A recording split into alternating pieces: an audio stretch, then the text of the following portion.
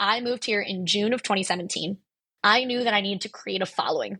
I walked down, the business is no longer open, unfortunately, but there was a brewery called Bearded Bird. And I walked in, had a beer. I was like, oh, you guys are new? They said, yes. So I'm new to the area. I'm opening a yoga studio soon. Would you be interested in yoga? And they were like, sure. When? And I was like, let's do it the first weekend of July, which ends up sometimes not being a good thing. July 4th, people travel, things like that. I knew not a single person here, and I will never forget that class. We had 18 people. Community-based is still, it's a huge part of us. It's a backbone for us. It's how a lot of people just even get to know us. How they know of Sky's the Limit is because they did yoga at a brewery. They did it whenever they got their coffee.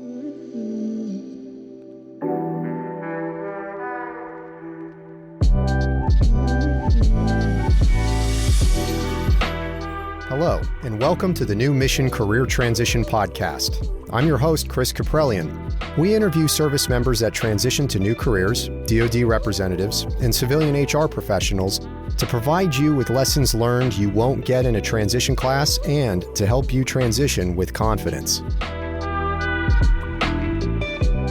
On this episode, we have Danielle Talley. She is a business owner and she owns Sky's the Limit Yoga Company in Norfolk, Virginia, which is a brick-and-mortar yoga studio, and she owns the Caffeinated Yogi, which is her coaching practice. She's going to tell us what it's like starting a business from scratch, how to scale going from virtual to brick-and-mortar, how to use merchandise, and what's the return on investment. And she'll also talk to us about the benefits of yoga, particularly for those of us getting ready to transition or retire, and we've got some problems. There are some great benefits of yoga. It helped me out. I like running. I can still run. And part of that is because of some of the mobility and flexibility that yoga has given me. It works for a lot of endurance athletes. It could work for you too. So lots of great information, so stay tuned.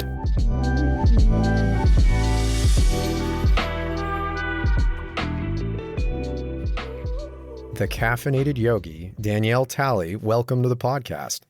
Thank you so much for having me. Hey, I'm glad. Thank you so much for coming on.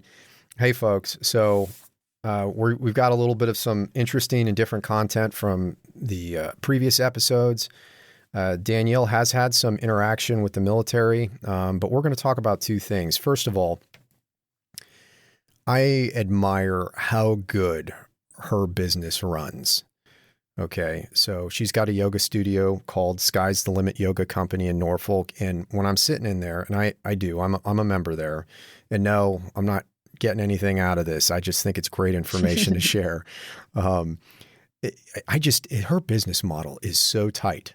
And I think it's just worthy of having a conversation with somebody about how do you grow organically from scratch a business and the lessons learned along the way. And then the second thing, all right, so maybe some of you aren't big David Goggins fans. Some of you are hardcore David Goggins fans.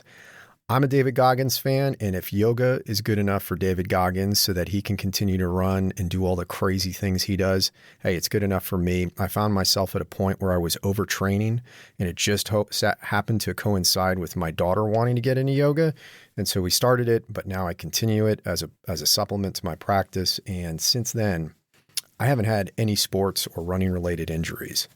And I think I credit that to the mobility and the flexibility that, and the strength, but the unique strength that I think yoga gave me. And we'll talk a little bit about that too. I'm going to stop bobbing my gums and we're going to get to the guest. All right. So Danielle, we want to give the listeners kind of an orientation on your background and where you came from. So I'm going to throw you some softballs here. Where did you grow up?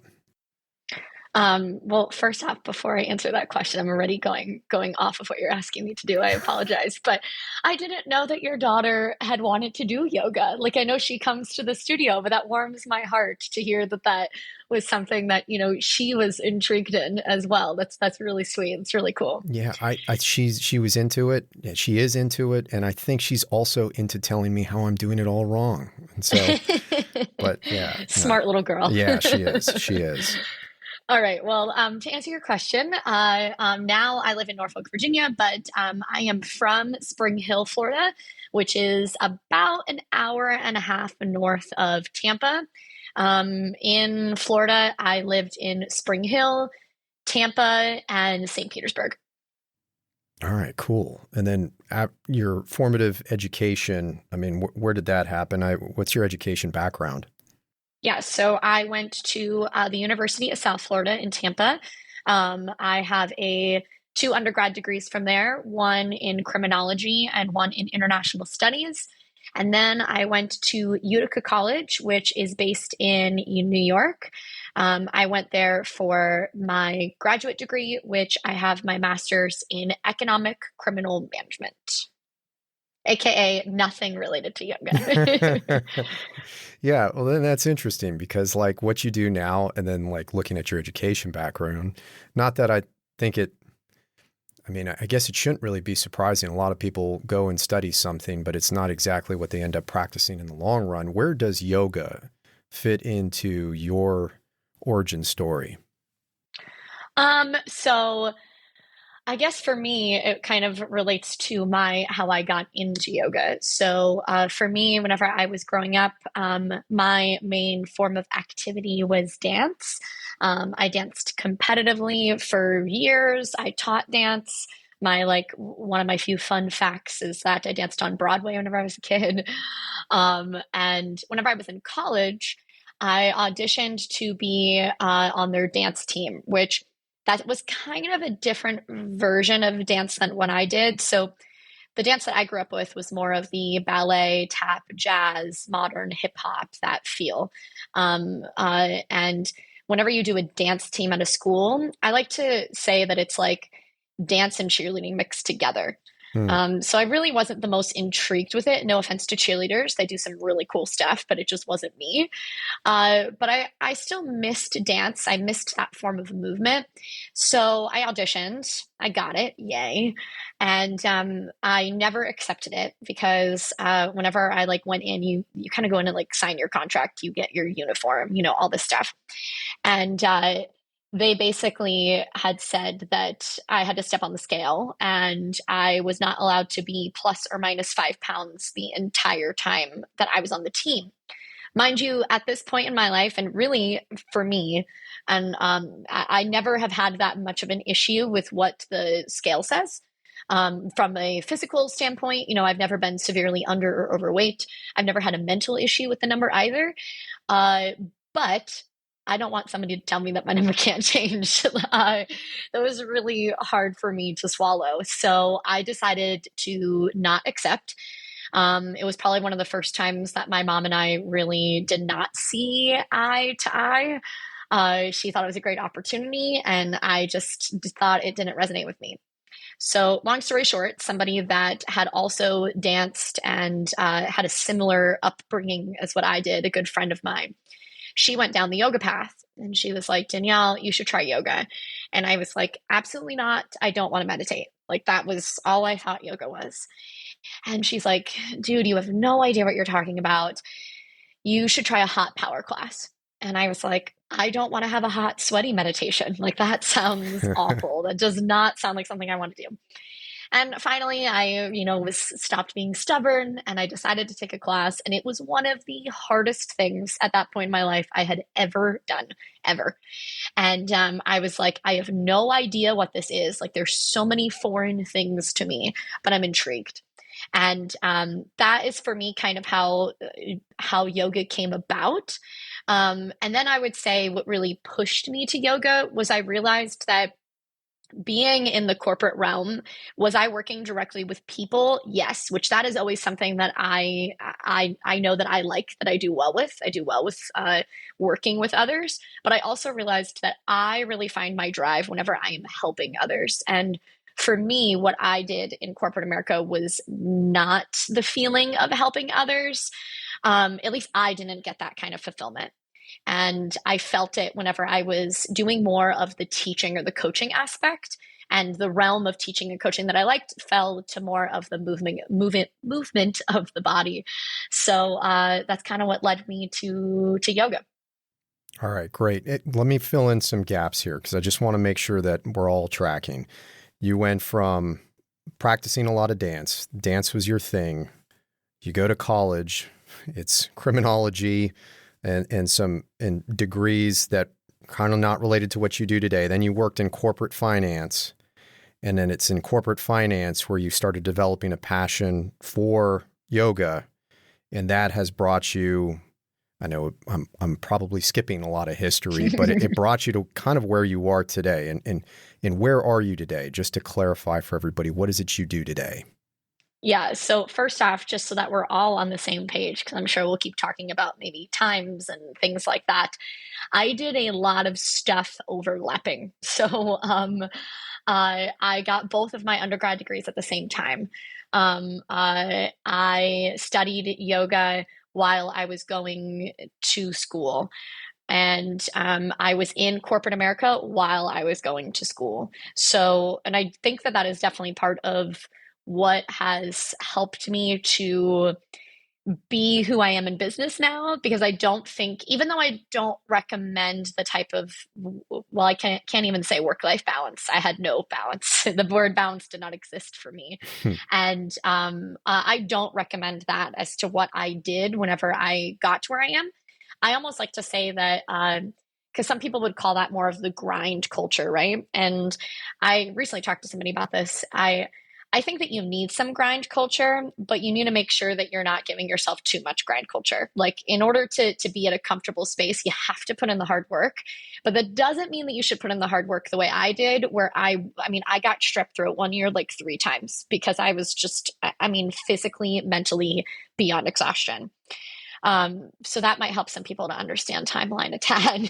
But to answer your question, what I do now, so I have 2 different businesses. One is Sky's the Limit Yoga Company, and our brick-and-mortar is based in Norfolk, Virginia. We also do a bunch of what we like to call community classes, which means that we take yoga to coffee shops, to breweries, and we do that within 7 cities of Hampton Roads. My other business is the Caffeinated Yogi, and that is where I work with everybody from strength, nutrition, mobility coaching. I do that all one-on-one. A very large majority of that is done in the online space, but I do meet with some clients in person, or maybe a virtual kind of Zoom feeling or stuff like that. All right, great. A good level setting for everybody. And then you have some interaction with military service members and veterans. Like, can you describe that? From the studio perspective, from Sky's the Limit, I don't always know if somebody is in the military. It normally comes up in conversation. As if it's somebody that comes in one time, I might not ever know. If it's members, I like to really strive to make sure that I know the members. I actually had somebody that recently joined, and she is in the military, and she said that the main reason why she joined was because the second class that she tried, I knew her name as soon as she walked in, and she was like, I felt so like, you cared. I felt loved as I walked in the door, and that's something that we put a lot of pride in. But we do see people inside the studio. I guess the main thing I would say there is, I don't always know if somebody is or has been in the military. I do have a better understanding whenever I work with people one-on-one. And I think the main reason why is because one's in a group setting and one is a personal setting, right? So in a group setting, it might not be something that you talk about. And that's okay. You have that, like, it's your space for a reason, right? I'll never intrude on you in a yoga class. From a one-on-one perspective, I normally try to, even my questionnaire, it's just me understanding, like, why do you want to work with me? What are things that you're looking to do? And for some, it will be that, and I always forget what this is called, so feel free to interrupt, but the physical fitness test. With TCY, I work a lot, the Caffeinated Yogi. I work a lot with people one-on-one to either hit a certain weight, or from a strength training perspective, helping them to hit their mile or whatever the physical fitness test is. So that is what I do the most now. And I guess one other part of how I've worked with the military is I have done some work with Wounded Warriors Project. I've done some in Florida and some here in Virginia. Both of those have been more from the group yoga perspective. Thanks for that background information, and thank you for helping our wounded warriors, because that's a yes, that's a big thing. We all We definitely a population that we all care about and want to protect and help out. It's by far for me in my, I've worked with so many different walks of life. And one of the times, this was in Florida, these were a bunch of people that were physically wounded, right? So paralyzed in a wheelchair, like that was my whole population in this class. And everybody had a assistant, I guess I would say, because think of it like this. If you see somebody in a wheelchair, you assume that they are like that yoga is not an option for them, but they still need to not only move their upper body, not only move their arms, but they also need to be able to move their legs. Like I'm sure we've all had that Netflix and chill day where you're just curled up in a ball and you're being a lazy little potato, and like that's fine, no judge zone. But you get up to go to the bathroom and all of a sudden your legs are and like your low back is really tight and really cranky. Well, they are going to feel that if they're paralyzed from, let's say, the leg down, they're going to feel that pain in their mid back. And they think there is no way to be able to relieve that pain. And it was such a rewarding feeling for me, and it gives me all the feels, I guess I'd say, as I was able to help guide this class where each assistant would kind of help to be able to move a leg so that we were able to open up the hip joint and things like that. Just because the muscle mind connection is not there, that doesn't mean that the body shouldn't move. We need it to move. So I was able to help with that. And it's probably something that'll stick with me as something that just really warms my heart till the end of my time on this earth. Hey, that's awesome. And it's like I'm sure it makes a lot of the challenges of being a business owner, I'm sure there are downs, there are points in time where you probably get stressed out, but it's those moments that really keep you going. Oh, 150,000%. That's great. Well, I want to talk about now, kind of focus on your brick and mortar, but I know it didn't start as a brick and mortar. Sky's the Limit Yoga Company in Norfolk. What is the genesis story behind Sky's the Limit Yoga Company? Yeah, so they actually kind of intertwine. So the Caffeinated Yogi, TCY, Sky's the Limit, STL, and that's probably how I'll continue to reference them, just so I can save a few words. Hey, awesome. Listen, we deal in acronyms all the time. It's usually the problem is remembering what the acronyms stand for. But hey, listeners, let's not forget. Let's roll with a new set of acronyms. All right, go ahead. Exactly. So whenever I was going through my yoga teacher training, I really didn't know how I wanted to grow yoga and me. I knew I wanted to teach. I had no idea what that was going to look like. And one thing that I knew that I understood when I was going through yoga teacher training is you have to build a relationship with people. You have to build trust with people. And all I kept thinking of was I have nobody really that trusts me in this realm of yoga. So I actually started my first form of any type of communication of, I would say, the world of health and fitness to others was through a blog that was called The Caffeinated Yogi. So that is how everything started, was back then. I am so happy to say that you cannot find the blog anywhere because that thing was awful. It was the first time I ever did anything. I made my own website, which also was awful. Even some of the text was not me, and writing a blog, that was not the correct business venture, but it was a start, right? It was a way for me to start to grow. From there, I didn't really know how to attract an audience. So I made a business Facebook page because that was for free. And I called it the Caffeinated Yogi. And I would attach different events I was doing. This is in Florida. I would attach different yoga events I was doing. So let's say yoga at the beach. I did yoga at an art museum, like a bunch of different places. I would post those on this Facebook page, and I would share my blog stuff on this Facebook page. Then we'll fast forward to where I'm like, okay, I want to do something. At this point, I'm doing this yoga thing part-time.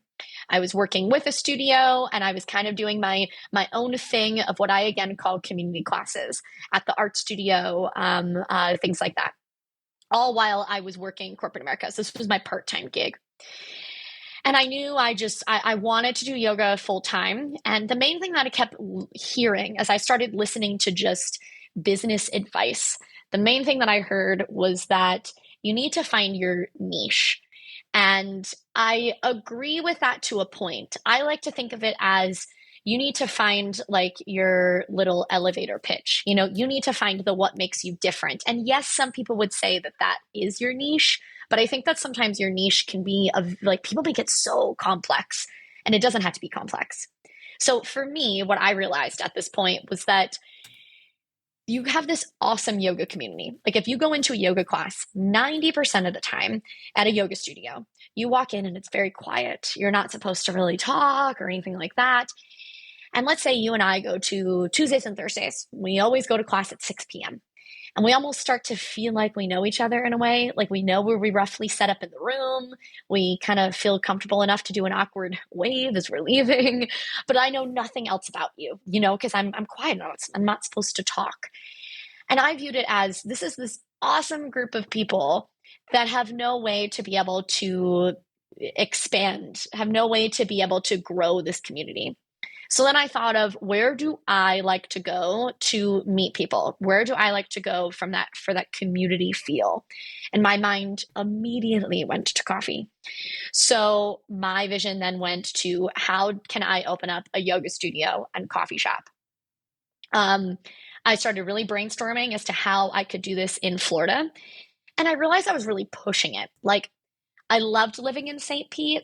If you look up now, and if anybody listening has been to St. Pete in the past maybe 3 to 5 years, even the difference of 3 to 5 is crazy. But the cost of living there is now just insane.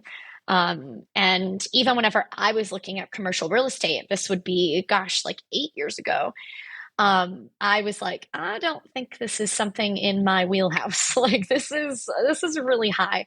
And the studio that I worked really closely with, I didn't really want to compete against them. That my whole following, you know, I would refer them there. And I was like, it just didn't feel right. It wasn't sitting right with me. So then I started looking at other areas of Florida. Yes, I said in my intro that I went to Utica College for my master's, but I was only there for like 2 weeks. My program was primarily virtually, and I had to be there for a short period of time. So my reason for telling you this is I'd always wanted to move out of Florida. People always ask me why, and I always tell them once you have a 95-degree Christmas, you will understand. It was not for me. I didn't like sweating on Christmas Day. So I started looking elsewhere. A lot of people in Virginia call this the farthest like south that they lived, or they call it the South. For me, this is the farthest north that I've lived. This is actually the farthest north that I even searched. And the thing that I really enjoyed about this area was I saw the same progression. I saw the same enthusiasm, the same community like feel in different areas that I really enjoyed with St. Pete. So I took a stab and tried to do the whole yoga and coffee thing here. Fun fact, yoga and coffee never opened. This thing called COVID happened, if you've never heard of it. And there were a few other things that went into the why I didn't open up yoga and coffee. But specifically, the main thing as to why I didn't with the space that I am in is because of COVID. And I knew, though, that I still wanted to get that community feel. So now inside the yoga studio, we have a co-working space. We have a way for you to buy coffee and things like that there. So we still have that, what I like to call yoga off the mat feel. It's not just a full blown coffee shop. Like I can't make you your favorite flavored latte, but I can give you a can of cold brew. All right. No, there's so much to unpack with this thing. I mean, first of all, a couple of things that stand out. You know, you talk about it started with a blog and a website, and you're glad that they're not there because they weren't very good. But I think, you know, the lesson learned in all of that is that that was your first step. It was like the start. And for me, a lesson learned is I think there are certain ways that you, as a business owner, you have to realize what are your strengths and weaknesses, and you have to realize where do you need to put money. And unfortunately, a lot of other people are going to try to take your money. Like the amount of times that I have been offered for somebody to redo a website or to do marketing for me and things like that. Did I pay to now have both of my websites done? Yes. And I am so happy that I did because I only get people say that they're very easy to use, they're user friendly, they like how they look, and nobody would have said any of the above if I did it. Yeah. However, I know that for me, using social media and marketing, that is something that I felt confident with. I felt like I could handle that piece of the puzzle. For me, that was okay, I will save money here and I'm going to spend money by letting somebody else manage my website. Yeah. And it's also a question of scale too, because it's not just a matter of what are you good at and what are you not good at that you should probably outsource, but it also comes down to when you start scaling that business, you've got about 30 daily tasks. You don't have the time to do all of them well. It also comes down to time, right? Mm-hmm. Definitely. Time is money. Whoever made that little phrase, quote, whatever, very, very smart human. They were probably a business owner. Because I think we live in an environment right now, just being in the military, we don't equate time with money because it's just what we produce doesn't have a dollar bill or revenue associated with it. It comes in very not quantitative, but qualitative terms. So I think that's something that everybody remembers if they want to go down the entrepreneur route. And I'll tell you, the community events, am I saying that right? Community related functions and events that it just seems like a great way to create partnerships where you gain more of a following and more brand recognition. Is that right? Yeah. To continue on this community-based feel, that's how Sky's the Limit started. So I moved here in June of 2017. I knew that I needed to create a following. That was an important thing that I learned in Florida. I walked down, the business is no longer open, unfortunately, but there was a brewery called Bearded Bird. And I walked in, had a beer. I was like, oh, you guys are new? They said, yes. So I'm new to the area. I'm opening a yoga studio soon. Would you be interested in yoga? And they were like, sure. When? And I was like, let's do it the first weekend of July, which ends up sometimes not being a good thing. July 4th, people travel, things like that. I knew not a single person here, and I will never forget that class. We had 18 people. That was all from me just posting on different social media platforms, different Facebook groups, things like that. And so Sky's the Limit continued to grow just from the community based. We even moved into different cities, all in the community based, before the Brick-and-Mortar opened. We were nominated for Best Yoga Studio like 3 years in a row before we had a Brick-and-Mortar. I'll never forget the first time the Virginia Pilot called and they were like, we don't know the address to send your banners to. And I was like, it's my house. Can I come pick them up? So yeah, community-based is still, it's a huge part of us. It's a backbone for us. It's how a lot of people just even get to know us. How they know of Sky's the Limit is because they did yoga at a brewery. They did it whenever they got their coffee. Wow. I'm motivated. It's awesome. No, because you could almost remove the fact that it's yoga and just look at the model, right? You move to a new location. You have to create a following, establish brand recognition, get people interested in the service you provide, right? 110%. I always give so much credit to restaurants that start off as something like a food truck and then go into a restaurant, because that is simply them scaling their business. I don't know much about the back end of food except for the piece of the puzzle that it is complex. And there are so many rules and regulations in the world of food, the world of restaurants. And if you can learn that without being attached to a lease that is an astronomical amount, and you can handle something that's like, let's buy this truck for $2,000 and, turn it over, make it something pretty, buy this little equipment and go to these different places, spread the word out by being at different breweries and being able to offer food to their clients. I think it is so smart of people to do that. And I really think whenever it comes to any business venture, like I like to think of it as no matter what it is, people are trusting you as soon as they walk into the door. They are trusting the business. So how do you develop that trust first? How do you get them to even come into the door? You get them to come into the door because they've heard of you, because they know of you. Well, how do they know of you if you've never done anything besides that split second of, hey, we're open? Yeah, and all of this was done in a pretty significant transition. I mean, there are some parallels. You did a complete geographic relocation, and I'm sure as starting out with your business, you're living beneath your means as best you can so that you can start developing that following. What was that like?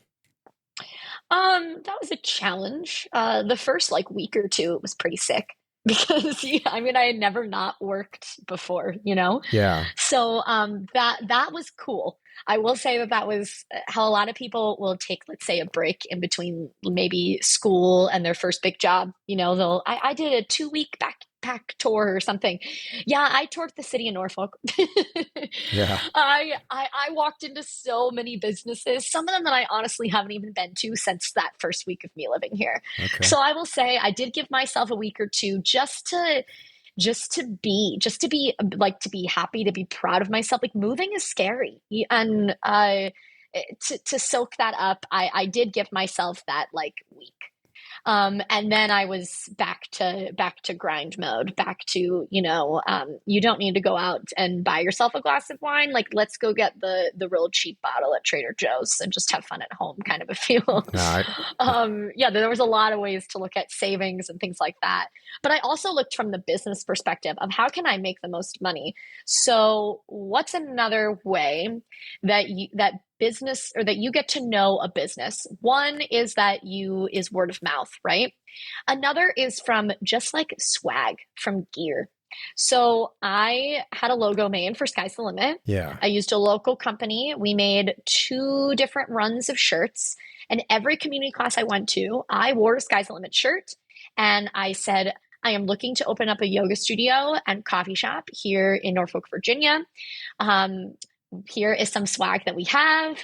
You can follow us on Facebook. We're at a bunch of these different places, blah, blah, blah. And I literally went to Grain, a rooftop bar. I went into breweries. I went at the park, and I had this Tupperware box of shirts, and people would come and dig through them, and they would buy shirts. I had a coffee and yoga design. People would buy tote bags that said coffee and yoga, Yeah. all this stuff. And that was that a business expense that I was a little nervous to put into? Because I mean, buying, the items. Yeah, it was the first time I ever bought merchant, like I ever bought a wholesale, I guess I'd say. And but I quickly saw the money I can make from selling t-shirts. And I was like, okay, this is worth it. This is a good thing. And now at the Brick-and-Mortar, we have like a cute little shop. And I tell people all the time, a passive form of income is us having that shop. I was really nervous in the beginning with how much stuff to fill it with. And even seeing the prices of what I paid before we opened up the studio, to just, because you can't have a clothing rack with just like one shirt. That's lame. Yeah. So, that was a lot of money up front for that. And man, people love clothes. People love, we sell coffee cups, we sell earrings, we sell mat cleaner, essential oils. Like, that is a huge moneymaker for us. And it's something that a lot of people in, let's say, a yoga studio realm just totally skip over. Okay. So there is a return on investment in terms of making a profit off of the things that you sell. But there's Definitely. probably that immeasurable return on investment in terms of free marketing, and probably just, your place is such a good vibe. I'm kind of a minority. I'm a dude in there. There are a few other dudes in there, but I look back at it and I respect the vibe, because it's just a very welcoming environment, and maybe it's the merchandise that kind of adds to that vibe. I heard recently on a podcast that I was listening to, and I really don't remember what it was, but it was a business podcast. And maybe it was the interview of Brian Chesky, the owner of Airbnb, which was a fantastic podcast. But anyways, he said that whenever you walk into a business, or whenever you walk in, from his perspective, he would say, walk into my app, you are seeing, like, whenever you walk into somebody's home, right? Whenever you walk into the studio, you get a feel of me. Even though I just said, yes, I put so much value into my teachers and I very much include them as part of the business. I would not be here without them. No if, ands, or buts. But whenever you walk in, it is me. And here's a perfect example of it. We opened on Black Friday, so the day after Thanksgiving in November of 2021. That's pretty good. We through a bunch of different permitting stuff, and in all honesty, I don't even remember what the technical permit was, but getting permits from the city is a challenge for sure. Long story short, and Chris, I'm sure you're going to look at these the next time you're in the studio, but whenever you walk out of our bathrooms, there's an exit sign, and it was like, I guess, a foot off of where it was supposed to be. And so they were in there on the Tuesday, maybe it was Monday before the week of opening, and they failed our inspection because our exit sign was off. I wasn't in there. I wasn't supposed to be in there. It was me and the contractor and the city employee. And he called me and I was like, well, move the thing, like move the exit sign. Like what's the holdup? And so, long story short, they were supposed to come back on Wednesday, the day before Thanksgiving, to give us this approval. Now, basically, what this approval meant was that I was allowed to then open for business. So I was not supposed to look like I was an open business, meaning like, yes, the structure, right? The doors, the walls, all that stuff can be up, but I wasn't supposed to have like all my retail set up and everything like that. So everything from the couch that you see to the mirrors that you see to even just we have like hanging racks that are put into the walls. All of that was still in boxes. I had ordered everything like a crazy person online in October, and they sat in my house. We moved them into the studio rooms. They were just sitting there. And the best part is that the city employee never came because they let them go on the early part of Wednesday because it was the day before Thanksgiving. And I just decided, my contractor told me, I think you should go for it, and Monday we'll deal with the consequences. So at that point, there was me, my husband, and a few friends, and we went crazy town. We started opening up everything. As you know, Chris, there is a stand-up mirror that is in our little, what we call our off-the-mat shop, where all the merchandise is. It was never supposed to be there. There were supposed to be 2 of those mirrors inside each bathroom. And I didn't know, because I couldn't open up these boxes, that one of them was completely shattered to bits. So it had a new home. And we literally did all of this Wednesday night and all day Thanksgiving. The studio looked 95% of what it does to what you see now in the matter of like 36 hours. Wow. Yeah. But my point of that story is all of that was a vision, right? Like you said that, you like how it looks and all these things. All of that was just me. Like I had this vision in my head of, I want these white brick walls, and I want little pops of color and something like a green couch. And we have one class that's called Hakuna Matata. So I found a sign that says Hakuna Matata that goes above the couch. People might not even know that we have that class, but they read that saying, and I'm assuming that everybody knows that it just means no worries, which is, a yoga vibe, right? So yeah, I think that you have to be able to put a true amount of yourself into something as a business owner in order to make it work. The more you it is, the more authentic it is, the more that people are going to trust it, the more that they're going to like it. And if I just, hired somebody to kind of try to piece it all together, I bet you we would have not even made the grand opening day, because they wouldn't have been there on Thanksgiving Day to help me put stuff where they thought it should be, Yeah. Like outsourcing the creative design of your storefront has its significant drawbacks if it deviates more from who you are and ultimately the culture that you can sustain in the long run. 100%. Okay. Oh, geez, so much to unpack here. I got a note down here, 95-degree Christmas. Yeah. Yeah. Those of you that are from 29 Palms or Yuma, Arizona, you know what that's all about. Yes, it's not fun. I'm going to transition now. I want you to coach the audience. Okay. Well, so let's talk about yoga. And I'm talking to you guys those of you who are on the other end of the line, like, yoga's not for me, and you're also the ones probably like, if you're yoga's not for me and I'm getting ready to retire and like, yeah, my VA claim, I'm all messed up, my knees, my back, Talk to us a little bit about, the benefits of yoga. And here, the first question I've got, because I wrote these down in advance, a lot of service members are going from a completely structured lifestyle. That's one of the benefits of the military. I mean, it's kind of cultural where, hey, I'm going to go PT during lunch, and that's going to take a little bit of time. Or we all do it in the morning. It just depends on what kind of unit. And then when we get out of the military, we don't have that structure. And I'm sure you've had clients that needed help creating some type of sustainable physical training regimen. So how do you normally approach that? From a yoga perspective, I always like to think of it as, you have some people that will try yoga and they're hooked from the beginning, right? So maybe that's you as you're listening. Maybe you've never done yoga before and you go in and you try one class and you're like, dude, this was awesome. Cool. Fantastic. Good for you. You're going to get other people that go into yoga and they were like, if I have to, kind of a feeling. And from this route, I say two things.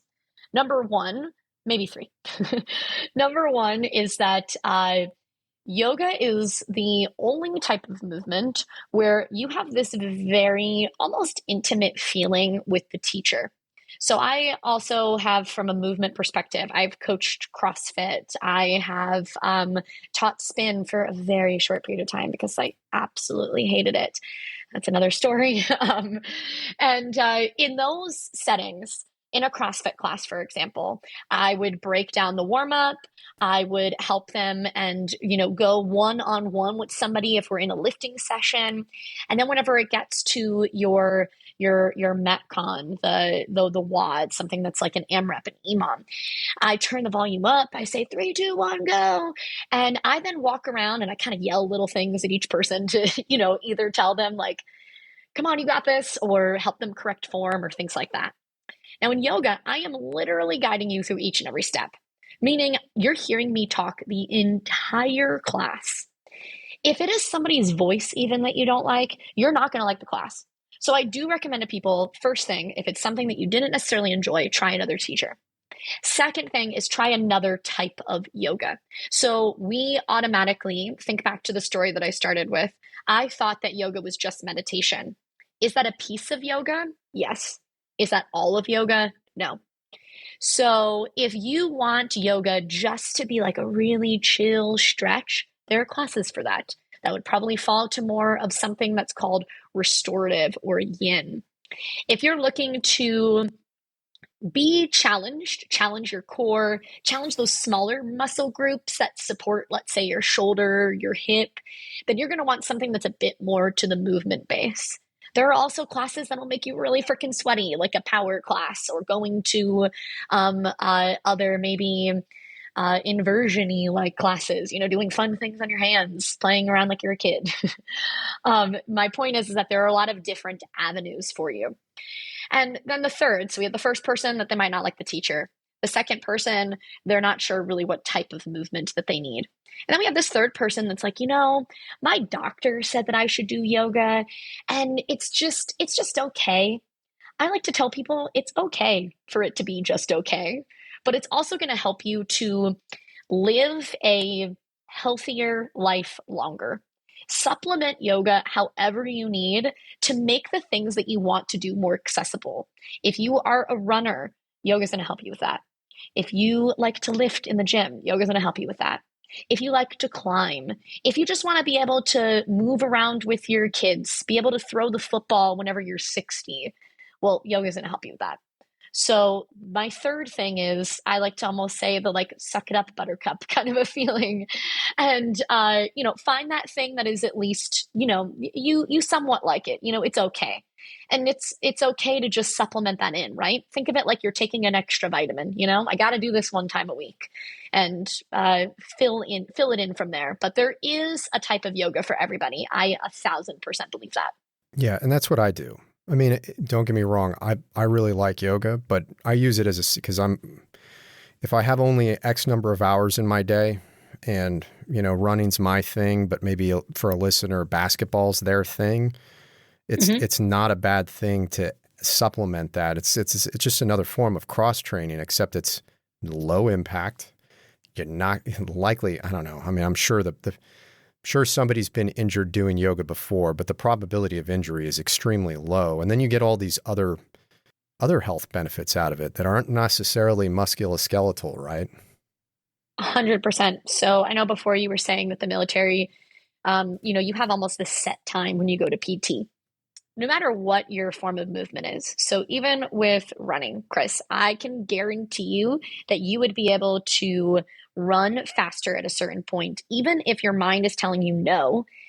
You have two other parts of this thing that make you you as you're running. One is your physical body, and the other is your breath.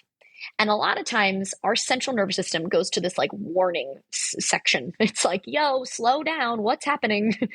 And you then think like, because your legs are maybe talking to you, right? Or your core is like, it's working.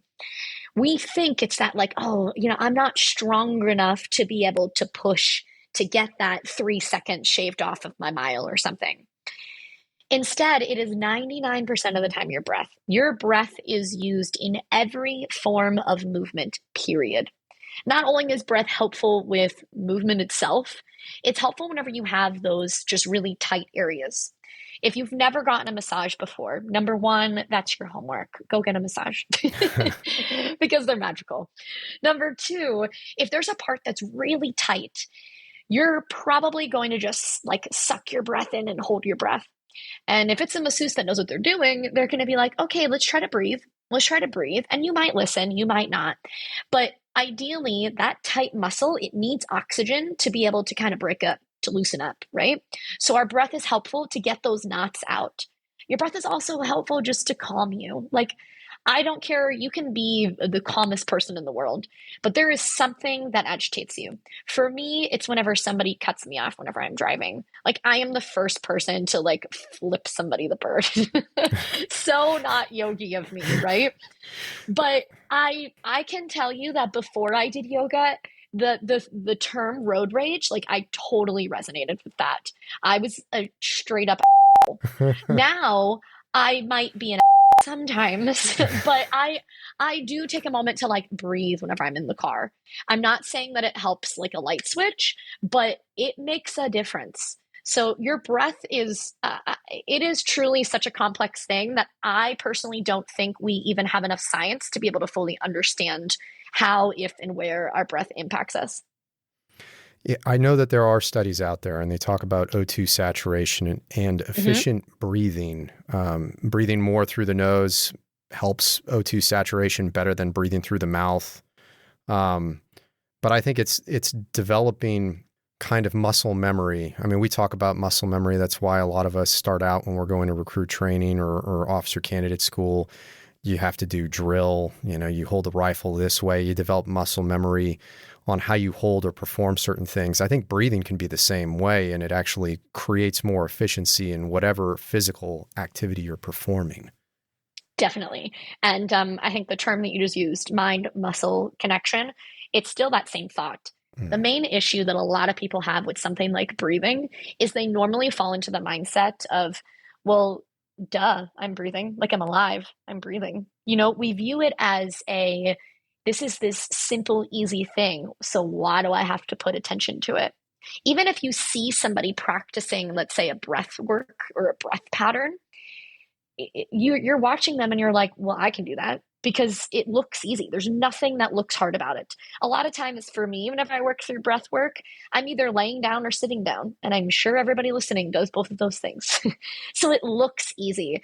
And just because it looks easy doesn't mean it is. Yeah. I know that we're limited a little bit on time, so let's go to wrap it up here. I'm going to ask you the same question that I ask all of our guests. If there are 2 or 3 things that you want our listeners to remember as they prepare for their transition out of the military, what are they? One is I would recommend that you stay true to yourself, but be comfortable with small adaptations. And what I mean by that is I was very strict with my vision on a yoga studio that provided a community feel. What did I deviate from? I deviated from the coffee shop, but I was very true to my vision. I don't think that I would have the clientele or the following that I do if I didn't keep that piece of the puzzle. A lot of people tell me that they like my yoga classes because I'm real, because I'm raw. I mean, one of my favorite intentions. So, in a yoga class, if you've never taken one, you normally start by like maybe connecting to an affirmation, a mantra.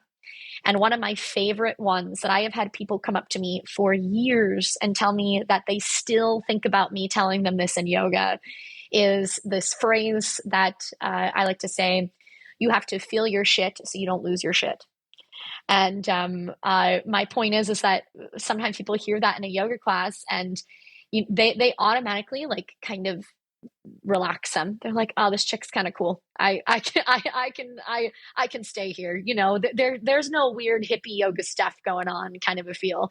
Not saying I don't do weird hippie yoga stuff, but just saying it makes you think that I am, you know, that we're having a conversation, right? So to answer your question, I would just say stay true to yourself.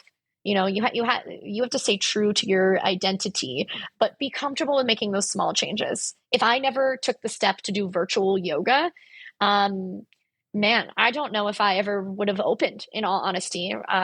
Whenever COVID happened and we got shut down, I created a virtual platform in literally like 48 hours. And we had 50 members in a week. And I literally cried because I was like, this is how everything ends. My vision's done. I'm going to have to go back to corporate America. I was like, I don't know what else to do. Now we even have people that are still signing up for virtual memberships. We have over 400 videos available on demand. Like it has turned out to be a blessing in disguise for us for sure. So again, one thing I would say to people is stay true to yourself. Just be comfortable with making those smaller adjustments. And then the other one I would say I kind of mentioned earlier is that that talk of grind culture, right? What I talked about recently on a podcast was I don't want you to have grind culture, but I don't want you to have excuse culture either. So you ultimately are always in control of everything that you do. And I don't want you to be in the grind culture of what we talked about earlier, where you were me going to school, working a full-time job, working a part-time job, studying yoga, like the list goes on of the things that I had on my plate. I do not recommend you to be in that form of a grind culture, but I also want you to make sure that you're not in excuse culture. So, for example, we are officially 5 days away from me doing yoga and moving a mile for 1,000 days in a row, which I'm pretty proud of that. It's a little fun fact of mine. But so many times people just ask me like the how, you know, like, oh my gosh, how were you able to do that? And I like to use the idea of I'm reducing the barrier of entry. So that doesn't mean that I'm running every single day. It just means that I moved with my feet for a mile. And I've done that in airports. I have done that on a treadmill if I needed to. I've thrown on rain boots, you know, it has driven me in that sense. And from yoga, that also doesn't mean that I'm going through this full long hour class. I set aside for me this my goal has been I have to be moving on my yoga mat for 10 minutes. Well, guess what? That might mean that I do 2 stretches for 10 minutes on my yoga mat. And that's okay, right? But I think that I've only proven to myself that I don't need to make the excuse of I don't have time for yoga. I have 10 minutes. And if there is something that you're searching for as you listener are stepping out of the military, if there is something that you're, you know, really itching to do, a new tool, a new job, a new movement pattern, find that mixture. Don't be a crazy hard grinder, but don't fall into the excuse culture either, because both I think can both have a bit of evil. But both can be a little disheartening. I know that I've asked some questions, but you know, our time is limited. There are probably listeners that have other questions. How can they get in touch with you? How can they follow you? Or if they're interested in yoga and want to try it out, where can they go?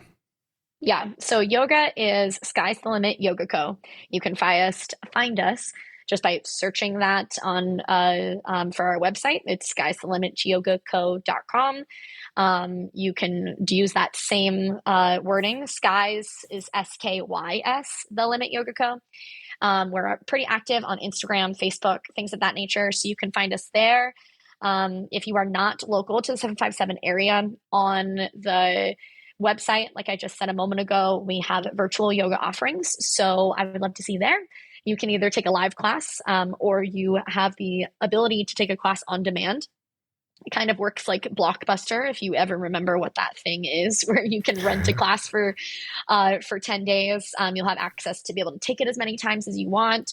We also have virtual memberships and things like that that are very savvy on your pocket. They don't cost you a crazy ton. So again, all of that is Sky's the Limit Yoga Co. And then if you are looking from anything that is more to the strength, mobility, and nutrition coaching, I know we haven't talked too much about that area, but that is my other business, which is all more online. My business is the Caffeinated Yogi. You can find that again by doing a little Google search for the website. On Instagram, it is the Caffeinated Yogi Co. And I also have a podcast as well that is called Caffeinated Yogi Talks. And that also is the same handle on Instagram, Caffeinated Yogi Talks. And I will make sure that all of that goes in the episode notes. So if you're listening to this, you can pull up the episode notes on your podcast app, and we'll have links to all of that. And by the way, we didn't talk about it either, but you're kind of an overachiever. I mean, you've got so many certifications, and you're well-educated, well-trained. This is not somebody that just kind of, it worked for them, and so that's what they're going to provide their client. I mean, you're very well-trained and certified in all of these services that you provide your clients. Danielle, thank you so much for coming on. It was, we went places that I didn't think we'd go, and I learned a lot from this conversation, so thank you. Yes, thank you so much for having me. I appreciate it. All right, I'll be in touch. And Danielle Talley has left the virtual studio. That was great. I hope you found it informative. Maybe some of you are interested in maybe giving yoga a shot. I think everybody should try something the first time, every time. That's kind of how I looked at it. I was going to go for a month, try and recover from overtraining and see where it got me. And actually, I'm stronger and more mobile and more flexible in many ways. Plus, Hadley's here, and she goes to the children's class at the same time I go to the adult class on Saturdays, and they usually start around 9:30. So, what's your class like, kiddo? I say it's really good. We have half yoga, half art, and I really like yoga and art. I really think it's good. I just do, and together, I say that'd be amazing. That's amazing. Yeah, it's a great opportunity. Hey, do you have a favorite yoga pose? Maybe a moon pose, or it's called splat. I can't wait to be taught again. And what's your favorite art piece that you've made out of the class? So we could take one art project home. And one of the art projects I taken home was actually a birdhouse. I really liked it. Oh, yeah, the birdhouse is pretty cool, wasn't it? Yes. And I feel pretty good after it. I actually feel super chill. How do you feel at the end of the class? It's very good. Yeah? Very good. And then what do we do afterwards? Normally we go to a bakery. There's some bakeries around there, and... Just admit it. You're on the hunt for a cupcake. It's okay. Not a cupcake, a muffin. A muffin. That's right. Chocolate chip muffin. Anyway, look, major benefits coming out of it. If you haven't tried it before, I just recommend giving it a shot, particularly if you're looking for greater mobility, flexibility, and in a weird way, it does improve strength. It's just a different type of strength, like that kind that where you're holding a some type of, like when you're doing a plank and you haven't done it in a while and your body completely shakes. It's that kind of strength that I think we develop from yoga, and then it's just a mental release. So that's it. I mean, that's all we have to say about this episode. So let's close this thing out. And if you're still listening, thank you very much for listening. And if you like what you heard, you can support our podcast by what are we looking for, Hadley? A 5-star review, or whatever you think we rate. That's right, 5 stars. You can also follow the New Mission Career Transition podcast on Spotify, Yeah. Apple Podcasts, iHeartRadio, or other podcast apps. You can also follow us on Instagram at New Mission CT. That's New Mission Charlie Tango. We would also love to hear your feedback. Yeah, so you can DM us on Instagram, or you can send us an email at our address, newmissionct@gmail.com. We'll get back to you as soon as we can. If you're prepared for your own transition, Know that I'm right there with you.